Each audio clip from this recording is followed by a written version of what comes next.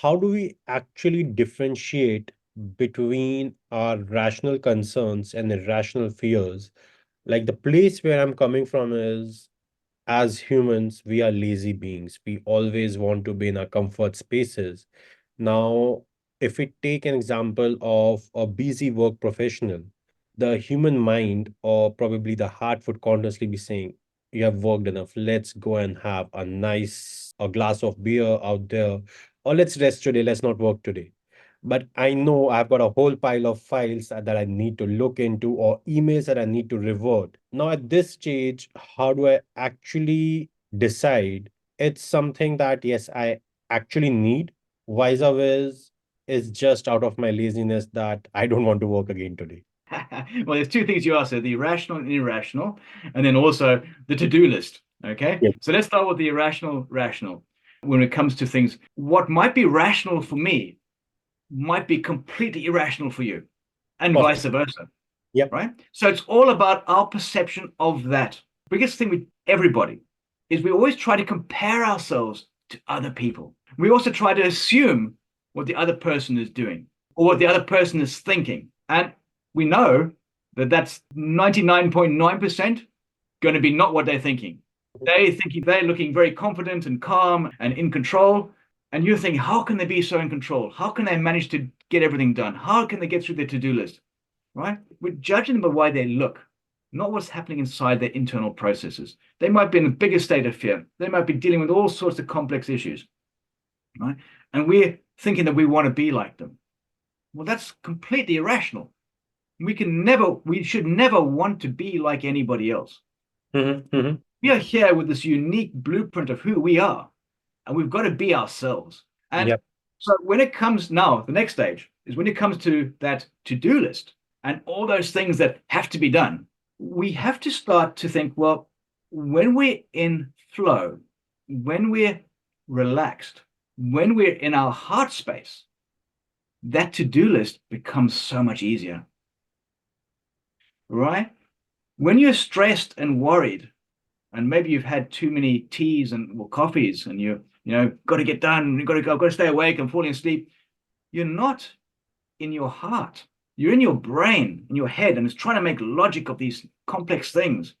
And things stop glitching, and there's a phone buzzing away. But when you're in your heart and you're concentrating on that to-do list, and you're completely just flowing with it, right? Just allowing it to flow to you and just dealing with each bit as it comes, you'll find that you can get through that to-do list and not feel like a stress ball at the end of it. It's easy to, of course, it's easy to say it. How do we get into our hearts? That's the next question, because there's lots of fears that come in, and Yes. that's when we start talking about not worthy. I've got to keep doing what Pulkit is doing because he's so successful and I'm not, and I've got to do this, and we start to get all these layers to us, and which are blockages to us actually being in our own heart. And quite often people are so focused on giving their power away that they forget to take the power back for themselves. We might people who are addicted to going to get their charts done, their stars done, the psychic who can answer all the questions and give them guidance. But yes, that's guidance. You do that once a year, maybe, but not once a week, like some people do, because you're just giving away your power. Mhm. And it's about tapping into your power and saying, right, this is my power. This is my strength. This is my energy. I'm not going to give it away. I'm going to keep it for myself. And where do we store most of our power? It's that place we call love, because that's where most of our power is. And we're very much like that phone battery, right? Your phone battery starts off full in the morning Mhm. and by Mhm. evening almost empty. And we're Yep. like that. And you can't do the high functioning processes late at night because most people are empty by that stage. And in the morning, we're so busy giving our energy away to other people that we forget to give our energy to ourselves. So it's about turning it around and saying, first thing in the morning, when I'm relatively fresh, I'm going to give the energy to me. Because when I give the energy to me, it allows me to fill my battery up even more. When my battery, my heart energy, is full, it Yep. starts to overflow.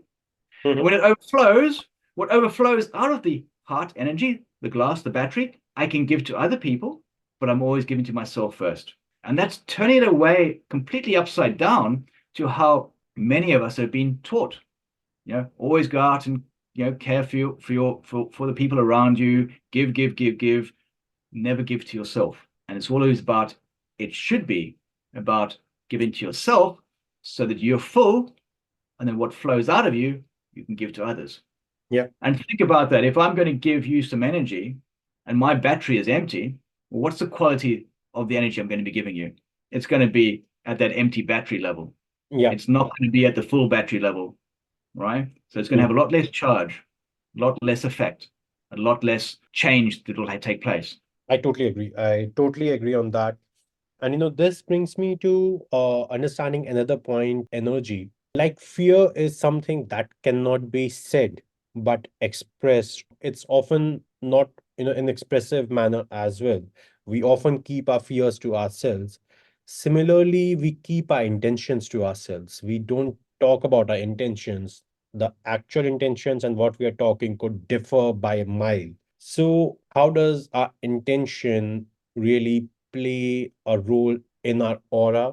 And yeah, first, how do our intentions, really play a role in our aura? Intentions are incredibly powerful when we're not trying to compare them to other people's intentions. You've probably heard of people talking these wonderful stories about they're going to intend to do this, they're going to open a shop, they're going to sell this, and they never get anywhere. And then Yeah. someone else does the same thing and opens a shop and they go, that was my idea. How do you steal my idea? Well, no, the ideas are all out there. And that person just picked on the idea and did something with it, right? Yeah. That intention, right? They put their intention to where they wanted it to go. For most people, we're so worried about what other people think about us that we don't really focus on our own intentions with that much clarity. So if I'm worried about what you think of me, right, I'm going to stop behaving a certain way. I'm going to stop being myself, and you're going to get an illusion of me or projection of me based on what you think I think you should see. Now, I'm not doing that right now. You're just getting me as me, right? But we all do it. We all Yeah. do it. You go into a certain room, you behave a different way. You go to a temple, you behave a different way. You go and Yes. see your grandmother, you behave a certain way. Well, we've got these masks that we use and put on, but sometimes they get stuck on, and we don't allow the real you to come through or the real me to come through because we're stuck in a certain mold. And Mhm. we can only use them for where they need to be used. So we've got to make sure we don't get stuck in a certain way. And then Mhm. when it comes back to that intention is an incredible thing because when we look at the body as an energy system, the intention comes from your will center, from that sacral chakra. So just an inch or two below your navel, your belly button, just there, that's where the intention comes from. Now, of course, it's formulated in the brain. We've got this intention, we're using it, but really that intention, that's energy from that intention will come from that will center. We think about intention. When it's in our mind, it swirls around and it gets changed and manipulated. Oh, that's not right. Oh, Pulkit's doing it a different way, so maybe I should add that into my intention. Oh, I don't like, and so it never ever gets going. It never gets out there. Well, it gets out there, but the universe goes, what does he actually want again? He says he wants to be a better healer, but now he's not focusing on healing. He's focusing on maybe using let's say, a machine to do healing, right? Or maybe he's now decided to buy a new camera and he's taking up photography. So what is the actual intention behind that? Why has he got all these things? And eventually the universe says, well, Oliver, we don't understand what you're asking. So you know what? We'll do nothing. And then you go, well, that didn't work. I asked for, more clients and they didn't come. What's going on? Why? Well, because the intention was so confused that the universe that loves you dearly goes, don't understand, Oliver, don't understand what you're asking. So we're just going to let it go. So what I've learned is we have our attention. We've got to make sure it's very, very clear and concise. And we want to charge it with energy because the universe is energy, just like we're energy. Yeah. Everything's energy. So Yeah. charge it with your energy, with your light, with Mhm. your love. So we have the intention coming from our will center. We bring it up the body. As it goes up, it passes through the solar plexus and then it gets to the heart. And so, why don't we fill our intention with our love, that powerful force inside of us, that Mhm. force we can't really understand, but it's there. To fill that intention out with love, and then rather than getting it stuck in the head again, speak it. Because remember, our voice has a vibration as well. So now we have this intention filled with love and being spoken by your voice, your vibration. you have to physically make those words with your tongue and your voice box, to make those words and to express them out into the world. And that is how you make your intention get out there and come back to you. And once you've spoken it, don't start worrying about whether it worked or not. Change the subject, go and do something different. Go for a walk, go for a dance, go and eat something, have a drink, right? Don't go, oh, well, I've said that. Is it going to work? Oh, I don't know if I don't trust, because that's just going to throw another spanner in there and it's going to stop working straight away. Let the universe do its job. Yeah. And you know what they always say, be careful about what you ask for, Yeah, right? Because the universe will always give you what you ask for. that's true. That's true. But Oliver, help me understand at times, we see a lot of individuals, even relationships or at different scenarios saying that we didn't intend to do it in this manner. We had a very positive intention of doing it, but the other person takes it in either in a negative manner, or the other person gets, being in the harm's way without the person who is taking the action having any form of that negative intention. What are your thoughts on this? The biggest weakness that most people have is they assume they know what the other person is going through. Many healers assume that they know what their clients are going through. And that is a real pitfall Mhm. because how could you possibly know what someone else is going through? It might be a similar experience, but if I talk about love, love for some people might be the attention they got when they got a hiding from their parents. Mhm. Love from another child might be when they were given a sweet. Love from another child might be when they got an iPad, right? So different experiences labeled with something. So if you tell me, oh, I've got a broken heart, I go, oh, yeah, I've broken heart. Yeah, I know what a broken heart is. We've all been through broken hearts.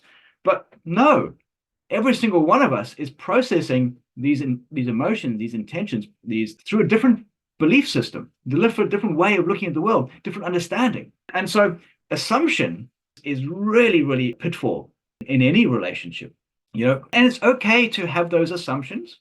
And it's okay to, I allow my wife to think that she knows me. She really believes that she knows me, and she does better than most, Mhm. but she doesn't know what's happening inside of me. Yep, yep, And so when things go inside of me, and of course I'm changing all the time, and so is she, we're all growing, we're all changing. We've got to be aware to communicate and to communicate not because we've been triggered, communicate from a heart-based place. So from your heart. It's so easy to be triggered by something. And Mhm. that trigger jumps you into an anger or a rage or frustration Mhm. or just negativity. And this is where you start to pay attention to yourself. The more you clear yourself, the more you focus on yourself, the more layers to you start to discover, and you start to have more awareness. It's about emotional intelligence, isn't it? The person who's being the obnoxious, maybe a jerk or something like that, they don't know they're being like that. Yes. That's just the way they are, right? The person who is being authoritarian doesn't know they're being authoritarian. The person who's being unkind doesn't realize they're being unkind. They might think that they are the best person in the room. They Yep. might really believe that what they're doing is the message that everybody wants to hear, but they haven't quite learned that part called emotional intelligence. They haven't started to look at themselves, to turn 360 degrees and Yep. go, what I'm saying right now, is it going to hurt anybody? Has it annoyed you? Has it affected you? So turning it around and going, learning about yourself and how you process those emotions. How intelligent are your emotions? And we get better as we get older if we're Mhm. paying attention to ourselves. So, yes, it's about that emotional intelligence, looking at yourself before opening your mouth sometimes. So true, so true. Oliver, often it happens that individuals might find themselves, stuck up in a situation where they are feeling fearful, where they can experience negative energy, but are not able to do anything about it. So, is there a hack or is there any exercise that they can do to get away with that situation and come back to it with some guidance, or how to overcome in that very situation, sort of a first aid for negative energies? Absolutely. The first thing is to stop, right? Stop and then take a breath. We are incredible beings, right? Hmm. We have so much power inside of us. We just need to stop, right? And take that first breath Okay. and make sure it's a breath in and out. Breathing in and out. That's Mm-hmm. our life force. Well, without air, we don't exist. So Yep. what happens when we're in a fearful space is we stop breathing. We shut down. That adrenaline might shoot through us. Mm-hmm. We have to stop and we Mm-hmm. have to breathe. The brain still needs oxygen. Yep. The heart still needs oxygen. Your body Yep. needs oxygen. You've Yep. got to breathe. So stop, breathe, and if you can, take a step back. Even for me, sometimes it's you're sometimes so keen to jump in and try and fix a problem Yep. or face a fear. Mm-hmm. Mm-hmm. I've had many experiences where things have come to me in the middle of the night, like beings wanting to cross over, lost spirits, lost souls. Sometimes they've been entities. And yes, they are frightening. And so you have to stop, take a breath, and go, once you can breathe, you can start to make the right decisions. What am I going to do from this? Am I going to hide under the covers or can I face this? And Mm-hmm. so those are the simple steps. Then you've got choices, and you've always got choices. And here's something that a lot of listeners might not know is that you always have the power to deal with whatever's coming your way. Okay. So whatever is there for you to learn from, to grow from. You always have the power to deal with it. And Right. if you don't have the power, your guides, your guardians, archangels, different beings from different pantheons will help you and step in and help you. Okay. You will always, always have the support you need.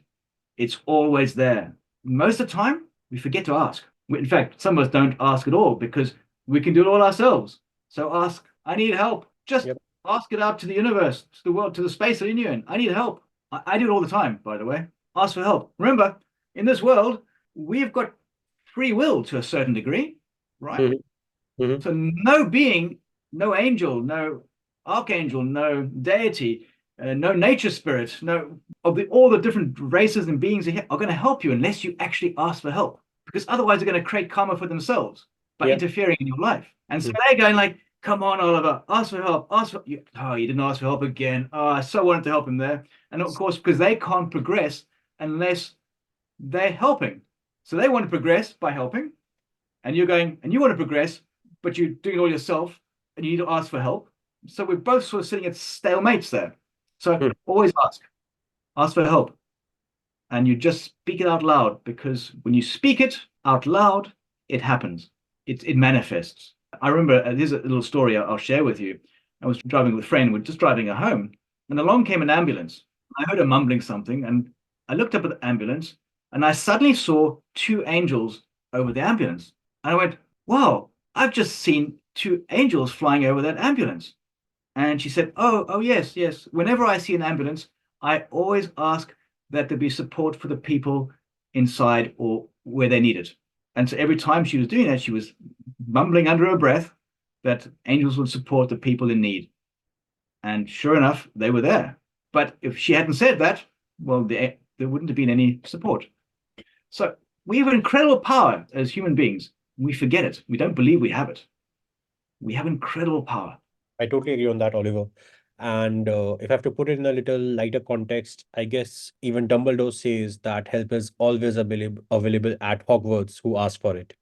So we are living in the Hogwarts of our lives. The universe always sends help if we ask.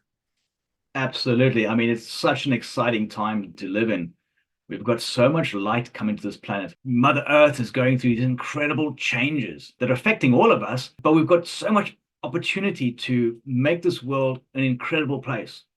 And Yep. I really just hope that people follow their hearts, wake up, realize that we've been in sort of, I guess, in many ways, it's like a dark ages for the last little while. But now we have this infinite amount of light coming to the planet.